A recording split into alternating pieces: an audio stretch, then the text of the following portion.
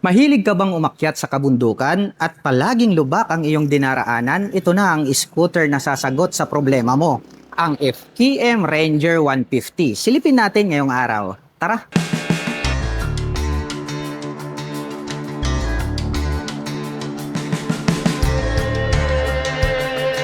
Napaka-brusko po ng dating nito pong FKM Ranger 150. Rugged looks yung kanyang dating.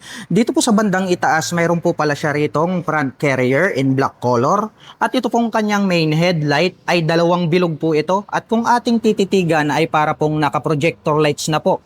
Ito pong kanyang high beam at low beam. At napapalibutan po ito ng daytime running light. Kaya ang astig ng kanyang dating, para po siyang robot yung kanyang style. At dito naman po sa bandang gitna, sa may itaas, meron pa po siya ritong additional LED lights. At nandirito naman po sa magkabila, ito pong kanyang mga LED na turn signals. At meron din po itong little visor na glossy black color. At ito pong kanyang side profile, napakamaskulado. May nakalagay naman po rito na FKM. At ito po ay gumagamit ng telescopic fork na black color. Meron na rin po pala itong rubber protection. Naka-single rotor disc brake with 2-pot caliper. At itim po ito pong kanyang cast wheel.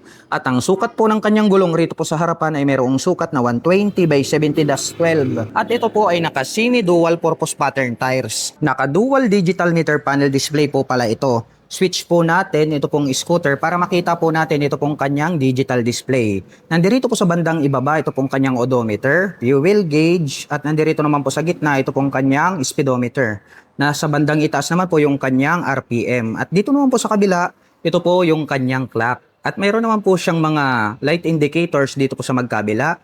At mayroon naman po siyang 2-button selector dito po sa kaliwa. At ito po ay naka-naked handlebar na black color. At pagdating naman po sa kanyang mga button selectors, meron po itong high beam and low beam, turn signal selector at hazard button. At nandirito po yung kanyang horn. Habang dito naman po sa kabila, mayroon po siyang engine kill switch, may on and off ito pong kanyang main headlight at yung kanyang electric starter. Itim po ang kulay nito pong kanyang mga handle grip at black color din po ito pong kanyang mga brake levers. At ang kagandahan po nito pong adventure scooter na ito ay meron na rin po siyang built-in na handguard. Diamond type naman po or dahon type ito pong kanyang mga stock na side mirrors. At pagdating naman po sa kanyang ignition, ito po ay gumagamit ng mechanical key. Included na rin po rito yung kanyang set button. At meron po itong 2 front pocket. Dito po sa kanan, maluwag po ito at pwede po tayong maglagay rito ng coins or gloves at mobile phones. Dahil meron na rin po pala siya ritong USB Type A port. Gagamit na lamang po kayo rito ng USB cable ay makakapag-recharge na po kayo ng inyong mga dalang mobile phones at gadgets. Mayroon din po siyang utility hook na declip dito po sa bandang gitna. At ito po yung kanyang additional pocket dito naman po sa kanan. Which is pwede naman po tayong maglagay dyan ng bottled off mineral water. Maluwag po ito pong kanyang floorboard. Kasyang-kasya yung paa natin dito. Mare-relax kasi nga more spacious po siya. At dito na rin po pala located sa bandang gitna ito pong kanyang battery compartment. Ito pong kanyang upuan, malapad po ito.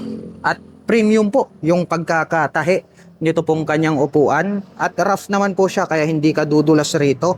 Maporma na rin po itong kanyang stock na upuan. Black color naman po ito pong kanyang seat cover. Itim din po ang kulay nito pong kanyang makapal na die-cast na integrated na grab bar. Converted na rin po pala ito na rear carrier. So pwede na po tayong maglagay rito ng top box straight out from casa. Hindi mo na po kailangang mag-aftermarket. Ang FKM Ranger 150 po ay meron po itong seat height na 75 cm. At meron naman po itong ground clearance na 14 cm. Ngayon naman po ay susubukan nating sakyan para maipakita ko sa inyo kung gaano nga ba ito kataas. Para po sa mga magtatanong, ang height ko po ay 5'6". Makikita nyo naman, lapat na lapat naman po yung ating mga paa. Kaya masasabi ko na komportable po ito para po sa mga tulad ko na 5'6" in height. At sa tansya ko naman ay kayang-kaya po itong i-manage na mga 5'3" and above. At siya nga po pala para po sa mga nakapanood ng video na ito at interesado pong maglabas ng panibagong FKM Ranger 150 at naghahanap po kayo ng mga accessories gaya po ng crash guard, rear carrier, top box, side panners, motorcycle cover, o di kaya helmet, ay ilalagay ko na lang po yung link dyan po sa description box sa ibaba para hindi na po kayo mahirapang maghanap. Buksan naman po natin ito pong kanyang upuan. Maluwag din po pala. Ito pong kanyang underseat compartment. Marami na po kayo ritong mailalagay na mga personal na gamit. Dito rin po pala located ito pong kanyang fuel tank. At ito po ay mayroong fuel tank capacity na 7 liters at mayroon naman po itong fuel consumption na 45 km per liter. Ito pong kanyang side profile, naka-emboss ito at may nakalagay naman po rito na Ranger 150. Tapos combination po ng decal na green at white. At ito po ay equipped with side stand engine cutoff switch. Once po na naka-engage ito pong kanyang side stand, ay hindi na po mag-i-start ito pong ating scooter. So isa po yan sa kanyang safety features. Metal naman po na tubular ito pong kanyang center stand. At ito naman pong ating pillion step para po sa ating back rider. Alloy po ito. Ayan o. Pinipindot lang po pala siya tapos nagkaroon ng slot rito. Tapos pag atin pong binalik ay hindi na po ito tatamaan ng ating mga paa kapag hindi po natin ginagamit. At itim naman po ang kulay nito pong kanyang CVT cover. May naka-intact naman po rito na FKM.